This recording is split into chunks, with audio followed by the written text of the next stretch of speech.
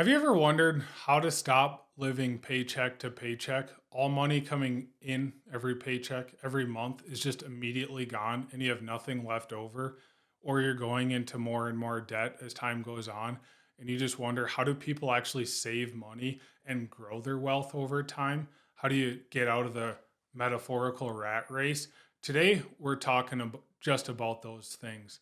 So if you want to learn how to stop living paycheck to paycheck, stay tuned because we're going to jump right into it. First off, I'm going to lead with a few quotes. So, Warren Buffett says, when the tide goes out, you can tell who's skinny dipping.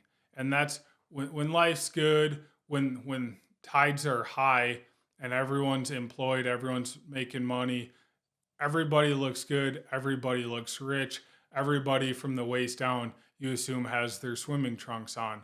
But when times get hard, when the tide goes out, then you realize some of these people were skinny dipping. And that really means living beyond their means or spending more than they're making. Another good quote: if you don't find a way to make money while you sleep, you will work until you die. That's another Warren Buffett quote.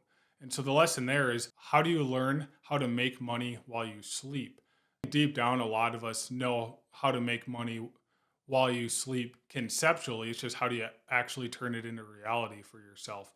So that's what I'm going to talk about here in this video and on this channel, is how to build investment income that makes money regardless of whether you just show up to work or not. Another good quote: if you have a bad map, you'll be late to the party or you'll miss the party completely. And so if you don't know where you're going, if you're not following a plan or a path, then you're not going to get to your end result. So a lot of this is just like intentional thinking and having a good plan, a good roadmap, and then you should end up at your destination. Maybe it takes you this amount of time or that amount of time, but as long as you're heading in the right direction, you know that you'll get there eventually. The first step to stop living paycheck and to paycheck is have a plan to stop living paycheck to paycheck. Have a plan that is worked by others, that is relatively reasonable to get you to that end destination. Another good quote I like from Dave Ramsey: if you live like no one else today, later you can live like no one else can. You know what that means is, if at first you live like no one else can, which may mean living on a budget, later you can live like no one else can. And that means living not on a budget and you have a relative amount of abundance and generosity to give to others. And so that's a really good, encouraging visualization for some. And it probably generates anger or resentment in others. And for you, I'm sorry. But another good quote is, the principles which you build your life upon are the foundation or the bedrock that will determine your success. I get it. Change is painful. Change is scary. The definition of insanity is doing the same thing and expecting different results. So if you're living paycheck to paycheck and you're expecting that to stop by you doing the exact same actions, well, that's the definition of insanity. So you may have to change. It will be scary. It will create some friction, some tension. But on the other side of a good roadmap, you will find your destination. So I just want to commend you on your ownership, your responsibility, your accountability. But you can stop living paycheck to paycheck if you want to take the steps to get there. So let's jump into that roadmap and see what that may be. So first off, it's developing that plan or that roadmap. And within the financial world, that's a budget. It's learning, how much income do you have every month and what are your expenses? And probably breaking those down a little bit into the needs and the wants. And don't get me wrong, we all like the nice to haves. We all have plenty of shiny quarters to chase.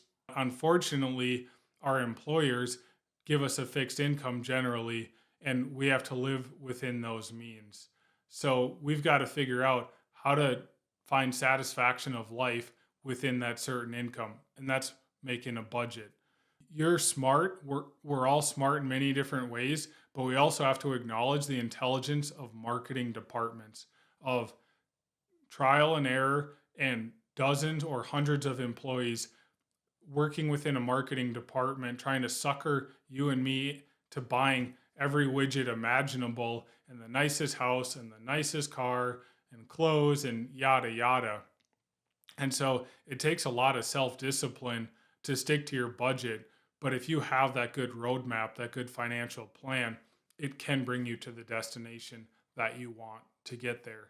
The goal here is to make your future self grateful for more things and resentful for less things than that your past self did to it. So if you go in deeper in debt and you generate future payments for your future self to pay back, that will feel burdensome. If you build up an emergency fund slowly over time and you build up investments and you have investment income and less debt payments in the future, your future self will most likely thank you for that. And so that's the goal here. It's reducing your monthly expenses, reducing your debt payments, and investing and saving a little bit over time. And over time, that pendulum's going to swing where you're going to have no debt and your investments are going to go from zero to greater than zero. And then the income from those investments is going to start to compound on itself and get to be $100 a month, $500 a month, $1,000, $2,000 a month. And those are real attainable numbers for average earners over time. And so that's how to stop living paycheck to paycheck. Reduce your expenses and raise your income from your job and investment income. And over time, that can and does work for many people. And historically, I used to have $1,000 a month in debt payments. So I get it. I had student loans and I had a truck payment. But over time, I've been able to pay those down, and I think you can too.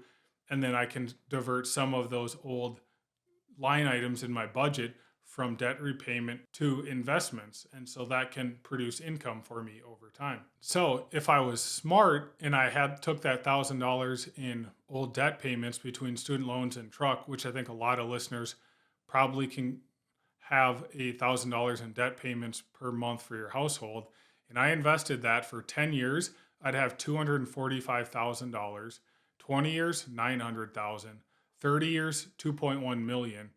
And just for fun here, 40 years, $6.8 million.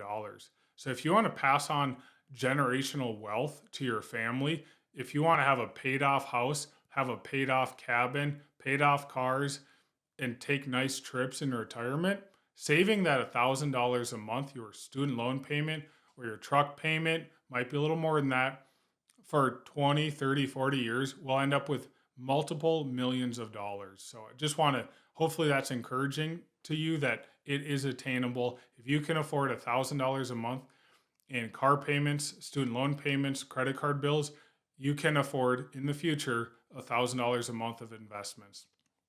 So there's a big fear of the unknown with investing. I get that. I have personally lit thousands of dollars on fire in poor investment decisions. And I've read dozens of books now to help educate me. And I'm trying to help you all with making better decisions than my past self did. A lot of this is relatively straightforward. It's just kind of scary. So if you need to teach a 10-year-old how to be healthy, you just tell them to eat relatively good most of the time and work out a couple of times a week. You'll be healthy.